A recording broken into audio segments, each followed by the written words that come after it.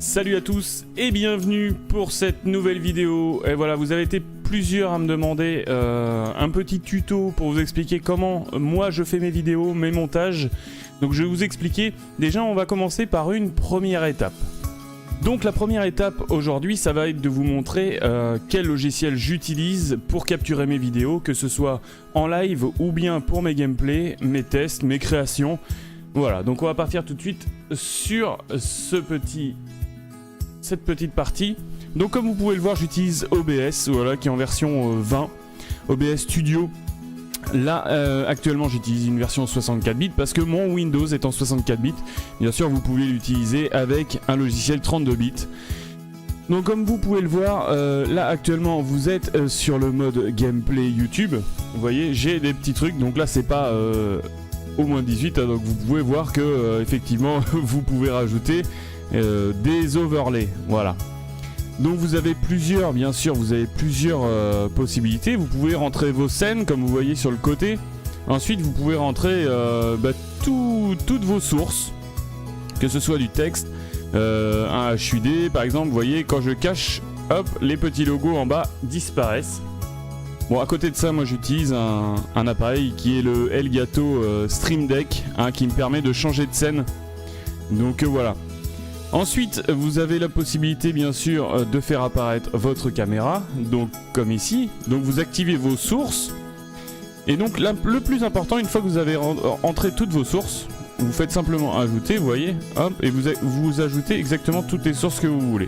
Donc moi j'ai rentré un certain nombre de sources, comme vous pouvez voir pour les lives. Voilà, vous avez cette scène. Voilà, j'ai configuré tout ça. Ok. Et puis voilà, donc après c'est à vous de bidouiller un petit peu dans tout ça.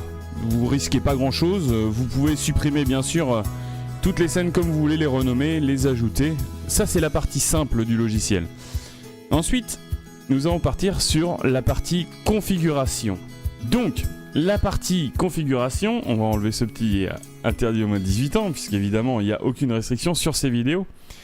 Là, au niveau des paramètres, vous avez donc, ça commence à partir d'ici. Au niveau des transitions de scène, vous pouvez choisir bien sûr vos transitions.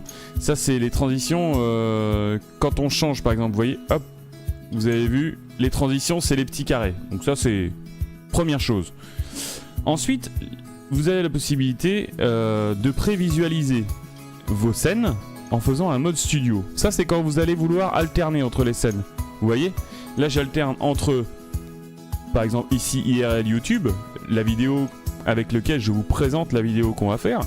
Et ensuite la partie où je vous présente en général les gameplays.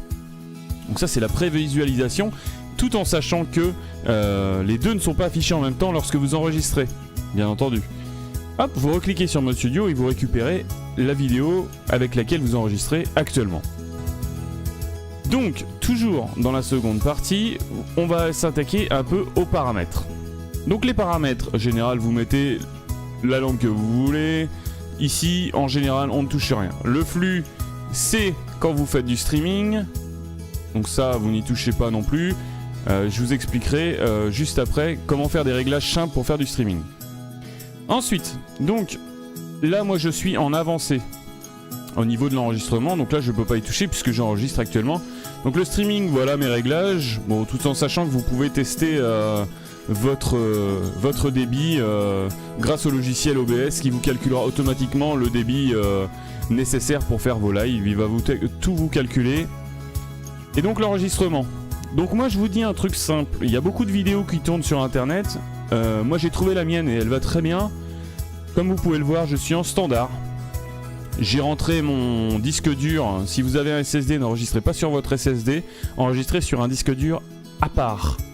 Bien à part un disque dur standard, voilà, basique, vos vidéos. Vous sélectionnerez donc MP4, piste audio, si vous n'avez pas de source comme TS ou quoi, vous mettez qu'une seule piste audio, on va rester simple.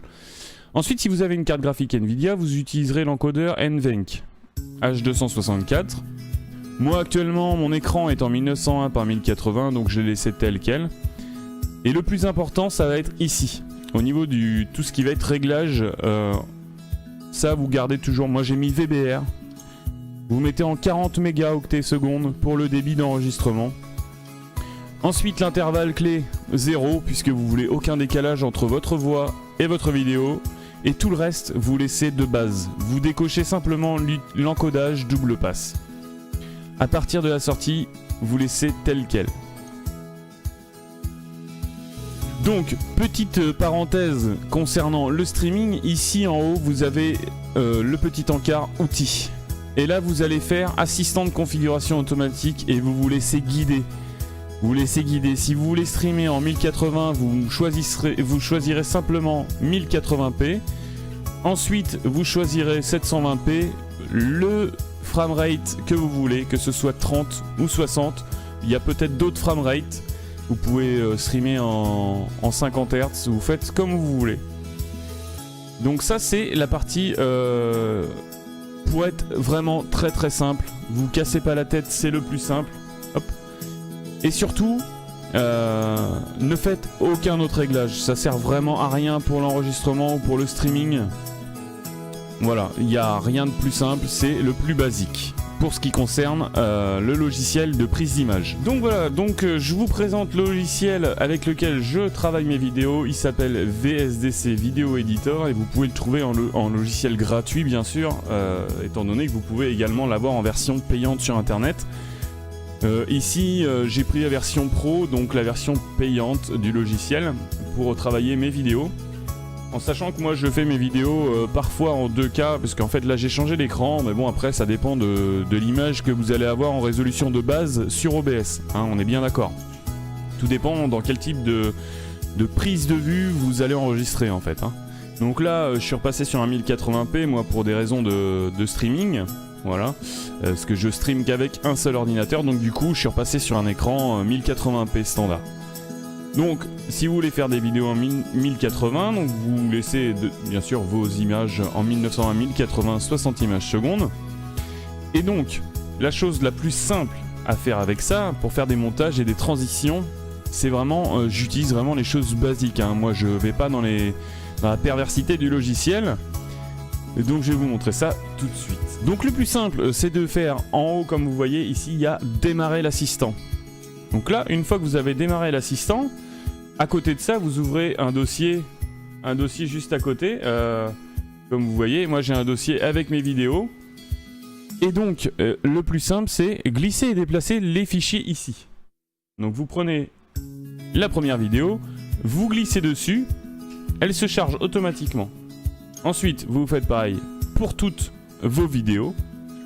Vous les glissez petit à petit. Là, je vous le montre en temps réel avec la vidéo pour laquelle je vous fais ce petit tuto aujourd'hui. Tout simplement, il n'y a rien de compliqué à faire. Et ensuite, ici, au-dessus, vous avez les effets de transition. Vous pouvez choisir ce que vous voulez. En général, moi, j'utilise toujours à peu près les mêmes. Donc, vous voyez, hop, et vous avez un petit aperçu, hop, juste en haut. Donc voilà, il vous montre un peu l'aperçu de ce qui va se passer. Donc vous pouvez bien sûr changer.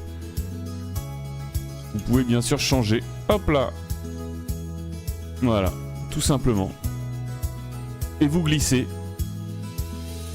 les vidéos comme vous le voulez. Ensuite, vous faites simplement appliquer les paramètres. Et là, on va couper la musique et je vais vous montrer ce que ça donne. Parce que là, vous avez un petit bouton aperçu qui est juste ici. Vous cliquez sur aperçu.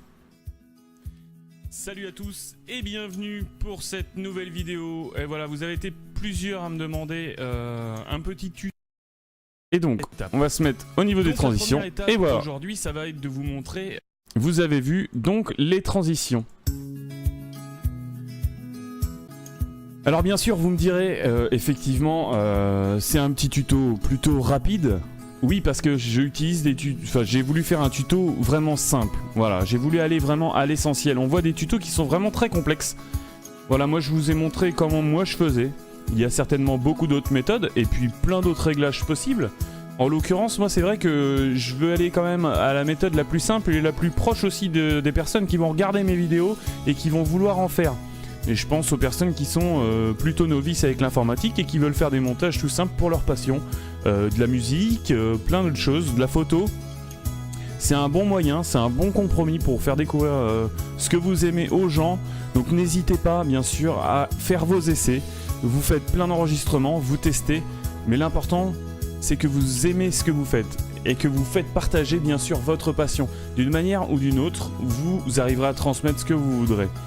L'important c'est de le faire le plus simplement possible, parce que si vous commencez à vous compliquer, ça va vous énerver, vous prendre la tête, et du coup ça va se ressentir quand même dans vos vidéos. Mais bon voilà, j'espère en tout cas que ça aura aidé certaines personnes. N'hésitez pas en commentaire à donner vos informations, poser vos questions. Bien sûr sur la page Facebook, comme vous voyez juste au-dessus, vous avez tous les liens, et même en bas dans la chaîne, vous aurez tout avec les liens vers les logiciels. En attendant, je vous remercie d'avoir regardé cette vidéo. N'oubliez pas de vous abonner. C'est de ce côté, c'est là j'ai changé, voilà, j'ai changé mon overlay, donc je ne m'en souviens plus. N'oubliez pas donc de vous abonner et bien sûr de mettre des petits pouces bleus. Moi en tout cas je vous remercie pour votre fidélité, la communauté s'agrandit de jour en jour. N'oubliez pas de me suivre dans les lives sur Twitch, voilà, qui sont un petit peu éparses. Voilà, mais bon, il faut savoir aussi allier ses passions et sa vie de famille. Je vous en remercie, je vous retrouve bientôt pour de prochaines vidéos. Ciao, bye bye.